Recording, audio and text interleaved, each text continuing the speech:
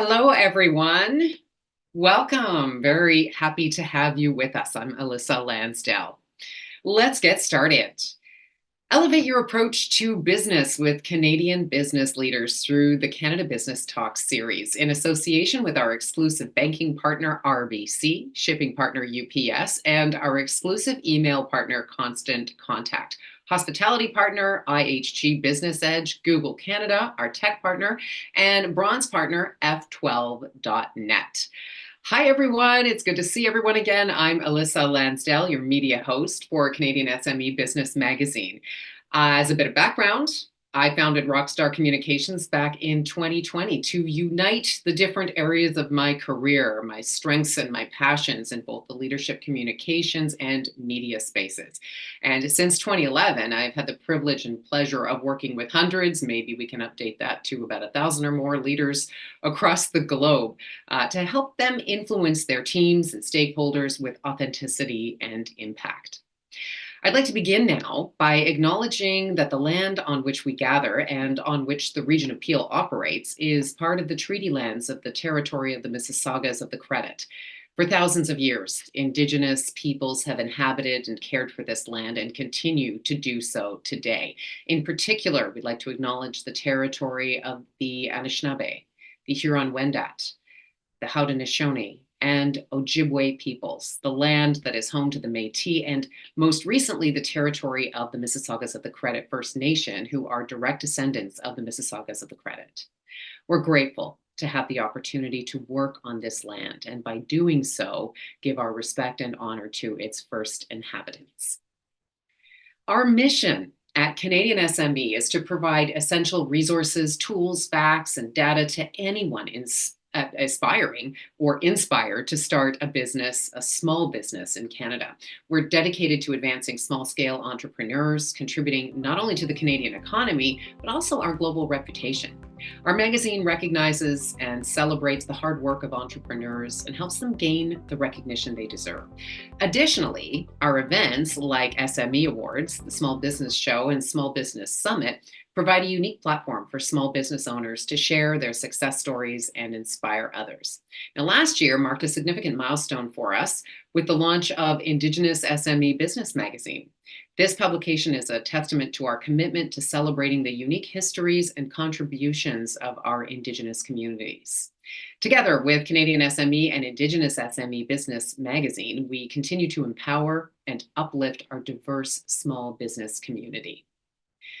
So welcome to Canada Business Talks, where we're committed to fostering growth and success in the business world. In collaboration with esteemed partners like RBC, UPS, Constant Contact, IHG Business Edge, and F12, we bring you insights from top Canadian business leaders to elevate your ventures. And today we have a wonderful guest.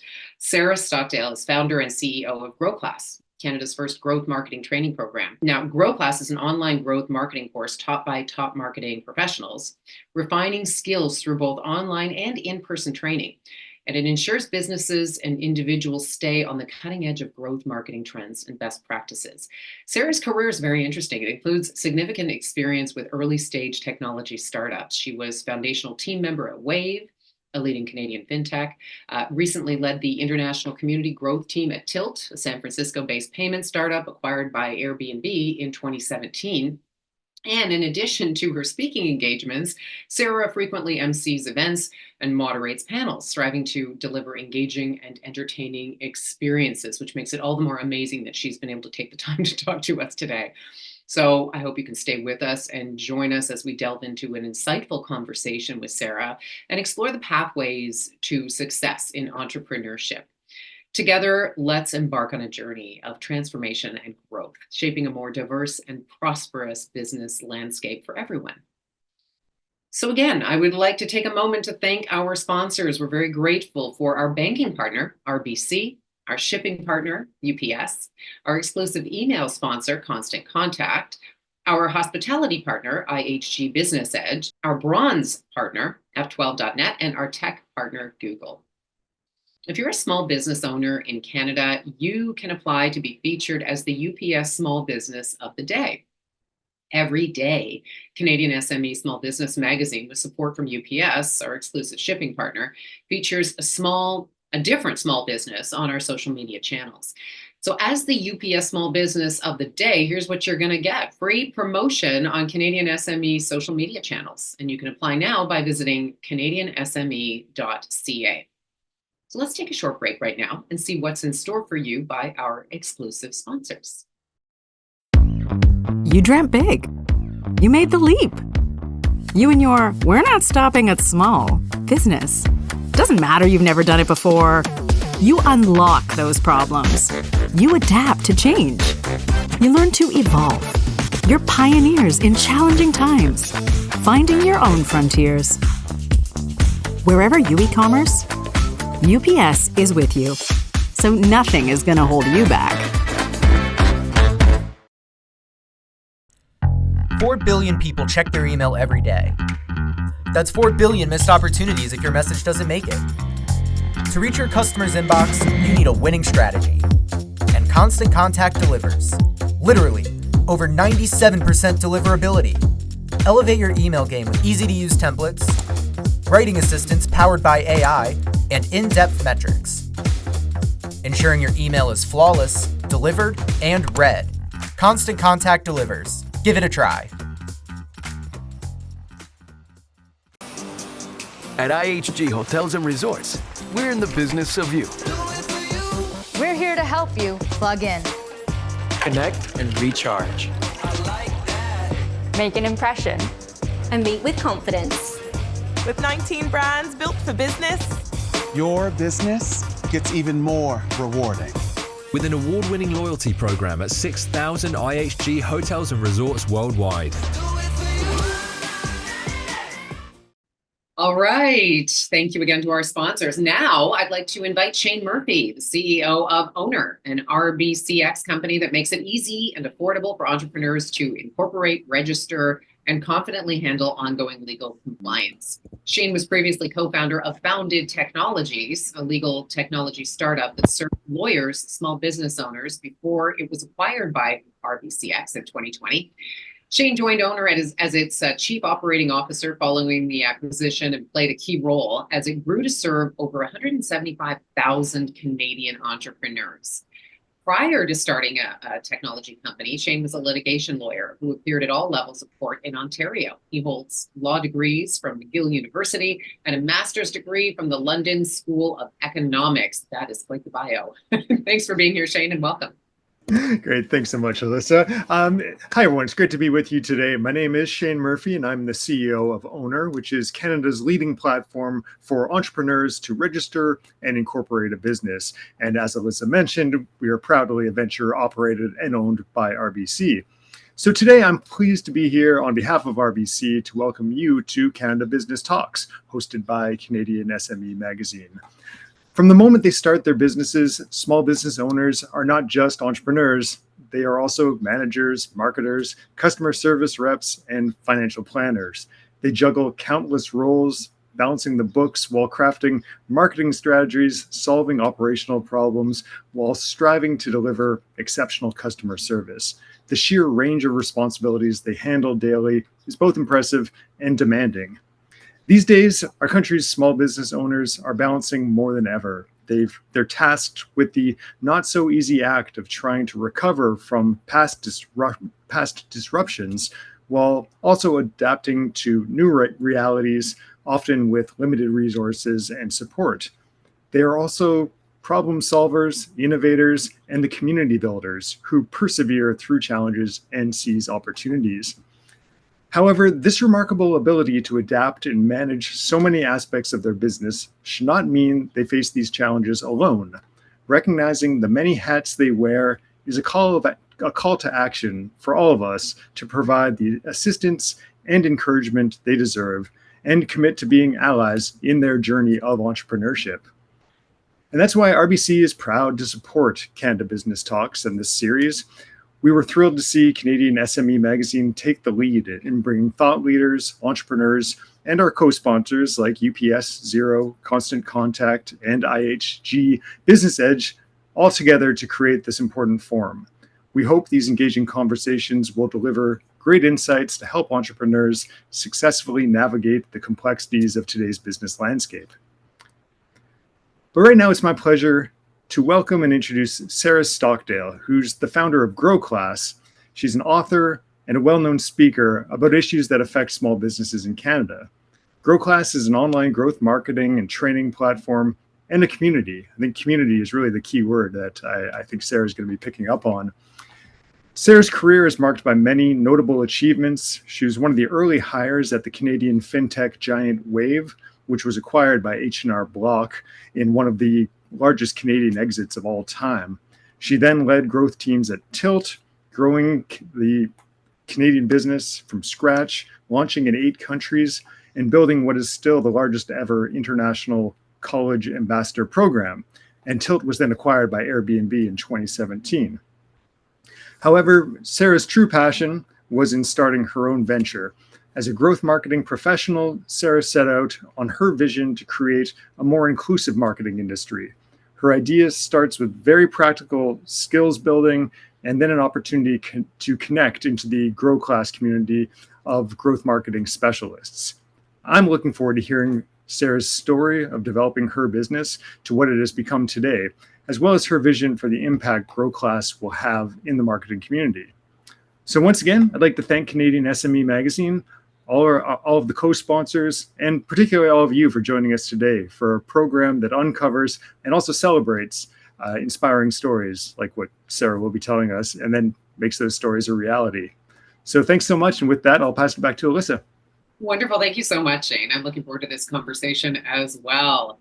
And welcome, Sarah. Are you with us now?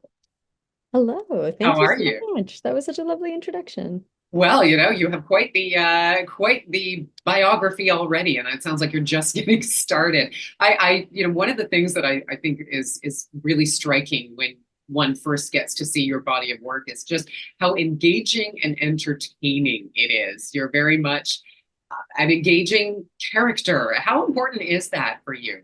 I mean, I guess from my perspective, growth and learning should be fun, and I'm assuming you feel the same way. Yeah, we talk about edutainment a lot Yeah. at Growclass because a lot of us went through traditional school, Yeah. varying degrees of entertainment, varying degrees of usefulness. And so our goal is always, if you can make it fun, if you can make it memorable, if you can tell stories, if you can make someone laugh, if you have a strong opinion on something, they're more likely to remember it and be able to implement it into their own work. So that's how we try to frame education. I totally agree. That's my school of thought too. Now, growth marketing has evolved so much. I imagine it's just a constant evolution that you are witnessing. How would you say the landscape of growth marketing has evolved just since you founded Growclass? And do you see any key trends that small business owners should be aware of right now? Yeah, absolutely. So for those who are new to growth, it lives at the intersection of traditional marketing, product, and analytics. So really, it was born out of a necessity for early stage startups to acquire customers with absolutely no budget or resources, which is very helpful for small business owners because we all know what that's like. I built a company in a pandemic and grew it in a recession. Scrappiness is necessary. Scrappiness Absolutely. and making smart decisions with limited information and limited resources. So growth was coined in Silicon Valley. It's very much a product of San Francisco startups. It really exists in a very kind of bro-y world, or did when I got into it. And so it felt very much like these roles were taking traditional marketing roles, which had a lot of women and underrepresented people on those teams, gatekeeping them to folks who had a background in data and analytics and paying them wildly larger salaries than your average marketing person. So our goal is to make that education accessible and allow people to get into those higher paying roles who may not come from a traditional data and analytics background. In terms of what's different and interesting, the thing that I love very much about this era of marketing is growth was always focused on experimental marketing, using data to make good decisions, measuring every dollar you spend because, again, limited resources. But recently we're seeing it become much, much harder to attribute marketing efforts. So folks don't want you following them around the internet. Google is limited cookies. We aren't able to target folks the same way that we were 4 years ago. So we're starting to move from a hyper data driven style of marketing back to something a little bit more creative and customer driven, which I find a lot more exciting. I was going to say that seems to be much more aligned with how you approach things, for sure. Yes. Yeah, I'm a secret nerd, but I love the human psychology part of marketing and the creative side of marketing a lot more than I do the spreadsheets. Sure. I love it. Yeah. And the fact that, as you say, limited cookies has kind of forced us into a more creative space. So, I love that you're seeing the positive side of that. Yes. So what was it that inspired you to create Growclass, like specifically giving certain segments of the population, the opportunities, these same opportunities? I grabbed the social handles and the URLs for Growclass. I think it was like 2015. So a long time before I ever did anything with it, because I struggled so much to hire great marketing talent. I was growing a financial technology startup that was out of San Francisco. I was building the Canada team from scratch, and I couldn't find good talent. So I started hiring really promising recent university grads and training them. And those folks who I trained back in 2015 to 2017 now run some of the largest San Francisco growth teams. Like Emily Linetto is the VP of community for VoiceFlow or for Webflow. So like they're killing it. So we kind of saw this progression of we were able to bring people in straight out of university, train them, have them be incredibly effective on the business, but it was incredibly time intensive. Yeah. And I really I would always think like, I wish there was somewhere I could send them and they would come back with these skills. And that's when I grabbed the URLs. And then when Tilt was acquired by Airbnb, I was consulting with a lot of early stage startups, and they were seeing the same talent problems, but I was coming in and out of those companies and seeing all of the very high paying growth roles go to white men. And everyone in the weeds doing the work were women and underrepresented people, but they were not getting the share of equity and they were not getting the six-figure salaries. And so I thought, is there a way that we could solve for the talent problem and also solve for a representation problem? Yeah, which is a win-win, right? I mean, the numbers show that when women, for example, are in these roles, they bring in the revenue. Yeah, like if you're just going pure capitalism, yes, that represent the populations they are marketing to perform better. Period. Yeah. And so if you want to be very capitalist and callous about it, you have all the evidence you need to make these changes anyway. I love this. Okay, so let's talk about some key lessons you've learned, because you as you're describing, how you created this organization, you spoke of all of your other startups and Wave and Tilt. What are some of the most critical lessons you have learned from these experiences in the early stage startups that have helped you? Yeah, I think from Wave, one of the most interesting things that we were able to do is there was a mandate to go after small businesses under 10 employees. That was our goal. Anyone who's run a small business under 10 employees knows that means everyone. Like there's no specific category that is just you can access all of those folks in one shot. So we did a really great job of niching down and leveraging organic SEO to bring in a lot of potential leads for our team. And it was a free product, so it's not like we could spend a lot to bring in these leads. So we had to get really scrappy that way. So niching down and speaking to specific customer demographics, specific pain points, like speaking to the thing that is keeping them up at night, that is gnawing at them, that they know they should have done, and they feel guilty about it.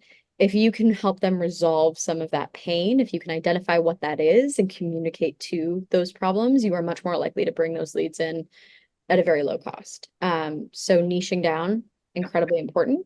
From Tilt, what we were trying to do is market a basically Interact e-transfer for groups and for individuals to college students. That was the goal. And one of the same learnings is speaking directly to pain. Instead of saying collect money and do anything, say you have a crappy roommate who won't pay you back for toilet paper. This will make that less awkward for you. Right.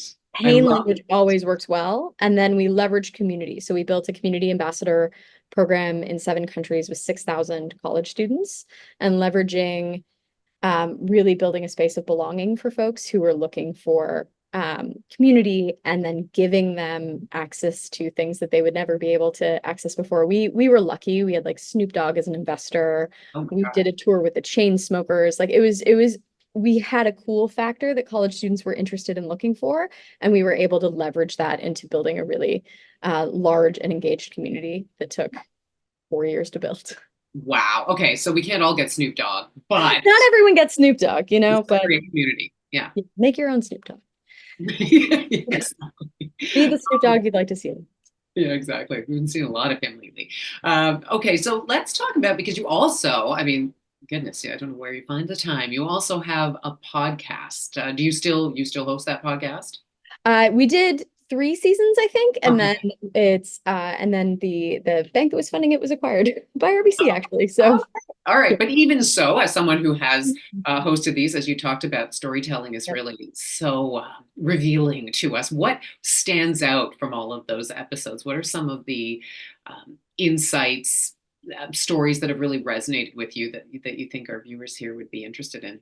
Yeah, I loved so the kind of the premise of the podcast was speaking to folks who had grown businesses about the kind of dark, scary, and vulnerable parts of doing that. And I in my head I call it cockroaching it out. Like a lot of these people just didn't die. They didn't let their companies die. They kept solving problems at a rapid pace. They adapted to change. They listened to their customers. And they were the ones who didn't die, and that's how they won eventually. So it's that the incredible grit of the folks that I was able to talk to, and that everyone who is doing something that you want to do is just a regular person who decided to do that thing and came at it with more energy and motivation and care than everybody else in the field. Okay, I love to hear this, because our audience right now needs to hear this. Anybody who's starting up a small business, it can feel like such a slog. And there's that metaphor of like, you're digging for gold, you're 2 feet from it and you quit. And you had no idea that you almost got there. So those who win are the ones who just keep going. And I love the cockroach analogy. That's amazing. Yeah, that's great. Gotta cockroach it out. Just don't die. Cockroach it out, don't die. See, metaphor. There's another thing that's coming up here. When you're talking about marketing, metaphor really sells, doesn't it? It helps people understand things. Like I think one of the fundamental challenges that good marketers have is communicating. When you're in the weeds of building a company, you understand it. You understand the nuts and bolts of it. You know everything backwards and forwards. Often you are not communicating the value of that to someone who has no idea what you do. You are communicating it back to yourself. You are not communicating it to the needs of a new person. Absolutely. Yes. The more we can distill it, make it simple, and say it's like this, the better. I agree completely. Now you also have a newsletter, and I'm interested in how you engage women through that. A lot of millennial women who have unique challenges, unique opportunities. Tell me more about this and what unique challenges that you see them having. Yeah. I think everyone needs a side quest. So my newsletter is called We Need to Talk About This. It is my side quest. It has nothing to do with marketing. It is politics and feminism, and it's a little sassy and a little fun, and it's an outlet for me creatively. So the way that I solve problems, the way that I try to digest and think about the world is by writing. And when Trump came into power in 2016, desperately needed an outlet to think, to help myself think, and giving myself a deadline and having an audience built for that gave me the necessary constraints to do that thinking. And it grew to thousands and thousands of mostly women, but open to everyone, who read it weekly for years. I now I publish it sporadically because I have a toddler and a small business. That's too much that's too many things. But a lot of what I realized in writing that was, one, how impactful it was for my business. A lot of folks found Growclass through, we need to talk about this. They're not related. I do not promote Growclass through my newsletter very often. But they found me. They trusted me through hearing my voice in their inbox every week, and then therefore trusted the business. A lot of folks would be nervous to talk about their personal views on politics and news and what's happening because they think they're going to alienate folks. You absolutely will alienate folks, but what you will do is find people who align very much with your values, and who you are acting as a voice for. And those folks are more likely to care about the things you care about, join your community, be part of the things that you are building. So I'm a-okay to be a little bit polarizing if it helps me find my people. Well, talk about niching down, right? I mean, you're really finding your tribe, as they say, and that's I really believe in that, because if you're going to be authentic, you're going to bring your whole self. Then you're not going to be for everybody. If you're for everybody, you've probably watered down your brand a little too much. Nope, nobody can love you if everyone likes you. Right. Oh, I love that one. I'm gonna put that on a bumper sticker. That's amazing. Oh my gosh. So you said you had a toddler through all. Now, how is that? I gotta ask the typical, like the question that makes me kind of wince, but it's a legitimate question nonetheless. How do you balance everything? I don't. Okay, awesome. Who says they figured that out is lying. My toddler got a mouth ulcer disease the other week, and I was just completely offline. I tried to maintain, I think it was, I can't remember who, maybe Brene Brown has a metaphor of holding balls in the air, and some of them are made of glass and some of them aren't. My kid, that ball is made of glass. I will drop anything to be a good mom. And maybe that makes me less of a badass, and I don't care, because that's how I designed a business so that I could live a life that I want. And I want the life where I get to leave work at 3, pick my kid up on Friday, and go to the pool. So maybe that means I don't get to take an extra meeting on Friday. That's okay. That's okay. Yes.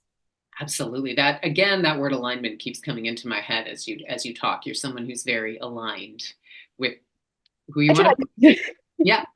There's the try. As a parent, you can only try. Absolutely. There is only trying. There's nothing else. Trying and fucking it up and trying again later. Exactly. You also are known for, I mean, right now I feel like you're giving us a little mini inspirational, motivational speech, but you do this in a more formal capacity. What are some of the key messages that you really aim to deliver in your keynote addresses and workshops? Yeah, I think like the main thing when I'm speaking, and I was told this by an old mentor, Drew Dudley. He said, your job is only 2 things: get up on a stage, make people feel a little less alone, and give them something to do. It's not about you. It's not about making yourself look interesting or credible or smart. It's about making folks feel a little less alone and giving them something to do.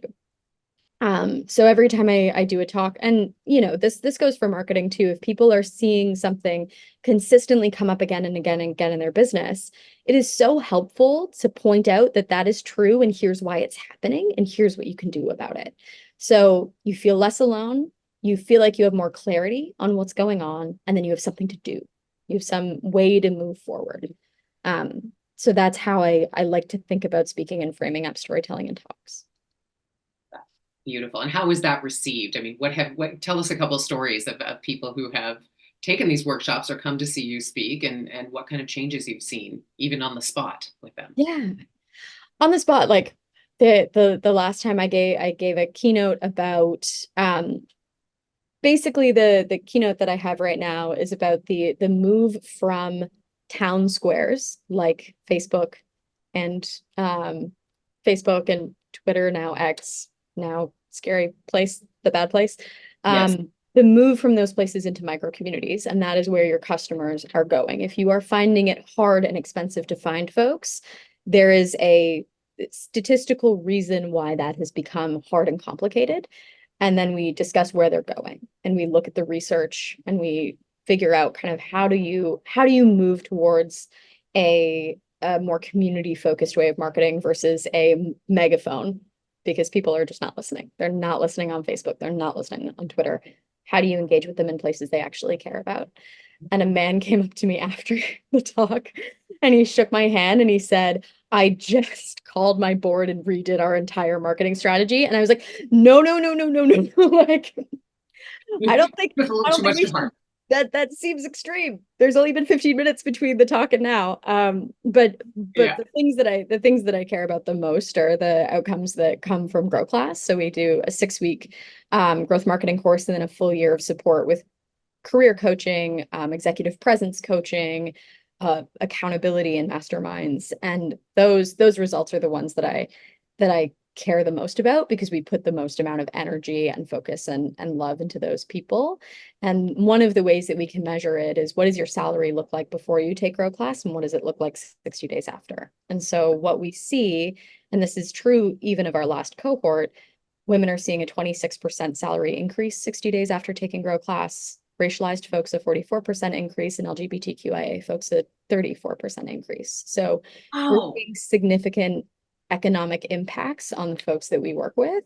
And for me, money is great. Money equals power and freedom. So if these people can just leave a crappy workplace that doesn't treat them well because they're being paid enough to save up that slush fund, that's the outcome that we want for folks. Yes. Also, when you think about inequities and salary, I mean, that in itself is just it's a triumphant thing. Now, you said 60 days afterwards. So from start to finish, how much time are we talking about between, the minus 26% salary increase and the plus? Yeah. So the course takes 6 weeks. We support folks for an entire year after the course. So if you take an online marketing course, half the time you're like, oh crap, I have a meeting. I can't go to that thing. Oh crap, I'm going on vacation. I can't go to that thing. And you get maybe 3 weeks worth of value. So we support folks for a full year. And then the way that we measure is we take a pretty intense picture of what your professional life looks like before the course, 30 days after, 60 days after, 90 days after, and then we follow you. If you're willing to fill out surveys, we follow you for a full year. And that helps us figure out how we can better build resources, bring in new coaches, bring in new programming to help folks. That's incredible. And what are some of these light bulb moments? I know there's so much, I'm sure, involved in this program, but what are some of these shifting moments where people can really change how they approach things? I did a mock interview with one of our students the other day who was applying for an SEO role. And I was asking her the interview questions that I had prepared to prepare her. And what I realized is missing with a lot of folks is just audacity. So she was kind of answering with less confidence than she should when it came to her skill sets and her background. She was minimizing a lot of her experiences. And because she had done a lot of things internationally and didn't have a lot of Canadian experience, she was then adding another layer of minimization to her credibility. And so we're not just teaching the core skills, but we are helping coach confidence and audacity and like the ability to tell a story on the spot in an interview that's going to help that interviewer see you in the role. So it's yes, the hard skills are important. Yes, we put a lot of effort and care into teaching them, but mostly we want you to show up so that you can get the thing that you want, because the people who are coming through our program are deserving of those roles. Absolutely. Oh, this must be so rewarding for you among all the roles you've played. I would imagine this is probably right up there. This is the most fun I've had in my career for sure. It's incredible. And how do you stay, cutting edge? Because as I said before, and as you alluded to, things are always changing. Trends are always changing. How do you stay cutting edge of growth marketing education? We're so lucky to be in the community that we have. Like, I literally got off a call right before this with a company that is building really interesting AI solutions for education. And how do we basically make a virtual version of me that can answer your questions in the middle of the night if you're going through course material at 2:30 in the morning because you're in Australia. We surround ourselves with some of the most interesting and effective influencers and operators in modern marketing internationally.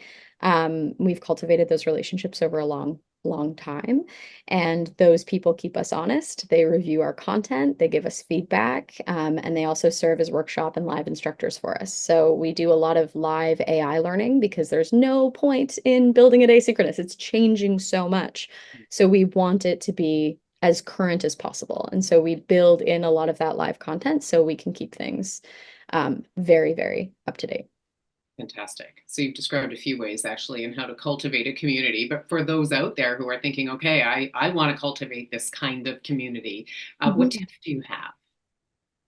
I think, especially with businesses, when they're like, we want a community of our customers and we want to be able to go and speak to them where they are. I don't think anyone anticipates the sheer amount of effort and care that building a real community requires. And so a lot of them fail because they let an intern do it 20% of their time. You need a full-time dedicated community person. You need someone who is the consummate host, who will figure out what everyone's favorite drink is, who will find the wallflower and bring them into the fold and make folks feel as though they belong. You need a thoughtful onboarding process into that community. You need thoughtful community guidelines and a code of conduct that is enforced well. It's not something that can be a side quest. It's something that has to be kind of the main goal. And you won't see results from something like that right away. So a lot of the time, marketing folks and business leaders back off of, they wanted to cultivate a community and then they realized how much work it was going to be and then they stopped. You need a year to start seeing the results of that. So you actually have to have the dedication, the resources, and the thoughtfulness and care to make that a place where people can have their needs met, and not just the needs of your business, because customers aren't going to engage in a community that is serving a company. It needs to be serving them. Absolutely. Yes. And where do you see Growclass heading in the next 5 years? I know that's a big chunk of time considering how fast things change, but have you thought ahead that far? Yeah, absolutely. Scale is the thing that I think about all the time. It is really hard to build communities at scale that are engaging and thoughtful and helpful. A lot of the time, they just get very noisy. So our goal and the thing that we think about a lot is how can we bring this education to as many people as possible? We see the effectiveness of it. How do we maintain the effectiveness of it? How do we add to it to make it better? And then how do we scale community in a way that is thoughtful and adds value to the people who are part of Growclass? And then continuing to bring in incredible new content, new speakers, new mentors, new guests to add to the body of work that we've built. So basically never getting comfortable ever. You're so uncomfortable all the time. I know small business owners know this, but like, man, you're never just like, hey, everything's going well. There's always something that's on fire. Yeah. Well, I guess, you get to like that. You get to roll with the fire, I suppose. Yes. Now, so I want to touch on something we talked about earlier. I kind of brushed past it, but we were talking about marketing to Gen Z, millennial, God, even that they're adding too many of the letters as far as I'm concerned. What are these specific, I said it's so old saying that, what are the specific challenges with each of these demographics or opportunities, would you say, if someone were thinking, yeah, I want to market to that demographic? Gen Z are my terminally online friends. If you are marketing to Gen Z, you need to be on TikTok thinking about the way they consume content and speak to each other online. A lot of the time, businesses don't hire diverse folks, don't bring in folks who are younger into these conversations and come up with these like very cringy ways of trying to engage these demographics. Gen Z grew up with smartphones. They are more digitally savvy than anyone we have ever targeted with. They are blind to your ads. They are blind to your newsletter sponsorships. They don't even see your ads anymore. And if you are trying to speak to them in trends, but you don't fully understand the context of the trend, then it's going to fall flat. So you need to be very up to date in terms of how folks are communicating and speaking to each other online, what is trending. Like the Kamala Brat thing is a perfect example of that. That could have been incredibly cringy, but the social team that she has around her are terminally online youths who know exactly how to make it, how to thread that needle of not being cringe while hopping on something that is very organic and trendy. I got to say, I was shocked at how well that went over. I mean, well, first of all, she just joined last week herself, but yeah, they jumped on it and rode that wave. Yeah, that Yeah. was, and they did it in a way that you could tell the team around them fully understood the trend. They understood what Brat meant. And they were able to kind of weave their way in there in ways I've seen other brands just absolutely try and fail. Yeah, it's a masterclass, absolutely. So that's Gen Z. What about us millennials? Oh man, we are so tired. We are so tired of being marketed to. We do not use sales language. We get 3 to 5 cold emails into our inboxes every day. We are looking for authenticity.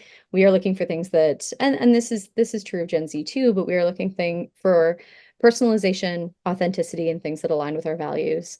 Again, we are leaving spaces like Facebook, which most companies sink thousands and thousands of ad dollars into. They're not even reporting on their user demographics anymore because they know the generation that the users skew to, and they had their first user decline in 2021. So we're seeing people leave those platforms for other micro communities, places like Discord and Slack. So you need to figure out where your people are spending their time and how they're influenced, and how you can bring an authentic, value-driven, non-scammy salesy message to them. This is great. This in itself is a masterclass. Amazing. Any other advice for entrepreneurs come to mind for you, to small business owners watching right now who are looking themselves to scale their businesses through effective growth marketing strategies? What would you say? Talk to your customers. Talk to them constantly. Make no assumptions of how they speak about the problem that you're solving, how they speak about their own businesses. Any assumption, and I've as a founder, I do this all the time, and I think this is a thing. We think we know the business best. Like, we think we know what is the right next step. We think we know how to position our next product. We're wrong. Like 99% of the time, we're wrong. So you really just have to have a close relationship with some of those early customers who have their problem solved by your company. I think a lot of the time people are like, I'm just going to talk to customers. It can be anyone. Who are your most loyal evangelist customers who really you are really solving a problem for those folks. You need to be talking to them every week, because they are going to give you the blueprint on how to find more people like that. Okay. So talk to your customers. It's so interesting that most of the advice you're giving in this crazy high-tech, changing, ever-evolving world is really about human-to-human contact. It's the hardest thing, and no one wants to do that work. Your competitors are probably not doing the 5 phone calls a week work of speaking to early users. And the companies that do that are the ones that win. Yeah, absolutely. And what is interesting, because that in itself, I think, is a big challenge with the Gen Zers who are doing this to each other in the same room, right? Any advice that way? I want to talk to my customer who's not really talking to too many people. They're Gen Z doesn't want to get on. Gen Z doesn't want to get on the phone. They don't. They haven't ordered pizza over the phone as millennials did when we were teenagers. When I built Tilt's, when I built our ambassador program, we did everything through Facebook and Facebook Messenger, because that's where people were. That's not where they are anymore. So I would say, WhatsApp could be a really interesting, having a WhatsApp group of customers if they are Gen Z, or just asking, like just saying, hey, what's your preferred method of communication? Should we text? Should we do voice notes? A lot of people send looms back and forth. Like, just ask the folks what makes the most sense for you, what is easiest for you, and then set that up for them. Yes. Yeah. Makes sense. I mean, it's so funny. I'd say that to a lot of my clients, like, how do I know if X, Y, Z? And I'll say, well, have you asked? Yeah, just ask. Ask. Yep. Absolutely. Yep. Oh my goodness. Any other words of advice before we let you go to one of your many, many things that you probably have on the list for today? Oh, I'm wary of taking advice from anyone who doesn't fully understand your business or your customers. But if you are, so I built Growclass in a pandemic and grew it through a tech recession where everyone was being laid off, and no one had budget to pay for training. Just get scrappy and creative. human first marketing is always going to be the best for your business. And don't die, like cockroach it out. If you know you are solving a problem, if you have really good insight that the thing you are building is useful and helpful to people, you are just in a very crappy economy. Find ways not to die until you get lucky, because you will. I love that. Thank you so much, Sarah. I really appreciate it. Oh, wait, before we let you go, I'm just checking here on audience questions. And we do have some audience questions. We can't let you go that quickly, even though what a great note to go out on. Somebody is asking, Sarah, given your extensive experience in growth marketing and your work with startups, what do you think is the most critical mistake small businesses make when trying to scale, and how can they avoid it? Ooh, doing too much. Adding features, trying to be on every social platform, trying to do everything with very little focus. So when I was at Wave, we acquired a payroll tool. We were just like, there were so many things pulling focus from the main goal of the business because the founders wanted everything to happen right now. It turned out okay. It turned out great. But you can kill a business very quickly by having teams have shiny object syndrome, run around trying to grow on every platform, run around trying to promote every new feature or harebrained idea the founder has. Focus. Like focus is the thing that will help you build.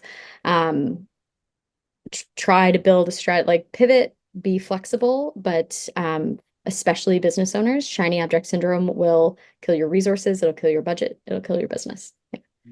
That's kind of welcome advice. I think a lot of people are probably breathing a sigh of relief as they hear this. People seeing that in themselves, right? That's yeah, exactly you don't have to do everything. And you can't be good at everything. You can't grow platforms. You can't grow multiple social channels. You don't have enough time or resources. It's true. You can do anything. You just can't do everything. Okay. Yeah. Great. One more question before I let you go. With the rapid changes in digital marketing, what new skills or tools do you believe are essential for entrepreneurs to stay competitive in today's market? Yeah, it's a good question. A friend of mine, Amanda Natvidad, coined a term called zero-click marketing. So one of the things that we are seeing a lot is a lot of Google searches end without a click. People will search, they'll get, the little drop-down information, they'll get everything they need, and then they'll leave. The second kind of layer to that is if you post a link in your LinkedIn post, if you post a link on your Twitter post, those algorithms will depress that content. They will not show it to as many people because what you are doing is asking people to leave the platform. Okay. And LinkedIn doesn't want you to leave. LinkedIn wants you to stay and scroll. So does Twitter. So getting really good at building content that does not require your audience to click out, because it is going to get harder and harder and harder to have these platforms actually drive traffic for you. That is something that I think is really interesting for marketers to think about and to learn about. The other piece is obviously AI, and not like become a great prompt engineer or whatever, but like just how are you integrating tools that are available to you to make your life easier and go faster, not to replace the work that you do, but to assist. And not to fear necessarily these tools, but to stay incredibly curious about how they can be helpful to your business. I love that. Yes, replace the fear with curiosity. Fantastic. Thanks so much, Sarah. Yeah, thank you so much. Appreciate you being with us. And as we wrap up today's session, on behalf of everyone, I want to extend our heartfelt thanks to you for joining us. Your journey, your insights into growth marketing and entrepreneurship have really been inspiring to me, and I'm sure to everyone watching. This has been a lot of great practical advice. All of what you've shared with us in terms of your work at Growclass, Wave, and Tilt, great lessons for our audience. So thanks again for sharing your expertise and your dedication to empowering small business owners. Deeply grateful for your time. Have a wonderful rest of the day. You too. Thank you so much for having me. All right. Thank you. And before we go, I'm excited to announce our next major event, the Canadian SME Small Business Summit, presented by Amazon Business. Mark your calendars. The date is October 24th, 2024, during Small Business Week. So join us at the Metro Toronto Convention Centre for Spark Your Ambition, where vision meets action. Themed fueling Canadian SMBs with digital transformation, inclusion, and adaptability. This summit is your arena to revolutionize your business strategies. So you can explore an exhibition space filled with cutting-edge solutions and unparalleled networking opportunities. We invite you to register now. So if you're interested in exhibiting, please reach out to us at info@canadiansme.ca. Once again, I'd like to thank all of our wonderful sponsors, our exclusive banking partner, RBC, our exclusive shipping partner, UPS, our exclusive accounting software partner, Xero, our exclusive email partner, Constant Contact Exclusive, our exclusive hospitality partner, IHG Business Edge, and our bronze partner, F12.net, and of course, our tech partner, Google. Thank you so much. Ladies and gentlemen, as we conclude today's session, I want to thank all of you for joining us here. Talk about a community. Your participation and engagement are what make events like Canada Business Talks so impactful. We hope you found today's interview with Sarah Stockdale as inspiring and insightful as we did. Your commitment to learning and growing as a small business owner is truly commendable. Thanks for being here and for your continuous support. We look forward to seeing you at our future events. Have a wonderful day and keep striving for success. The gold is right there. Don't stop digging. Wishing you continued success and prosperity in your ventures. I'm Alyssa Lansdale. We'll see you next time.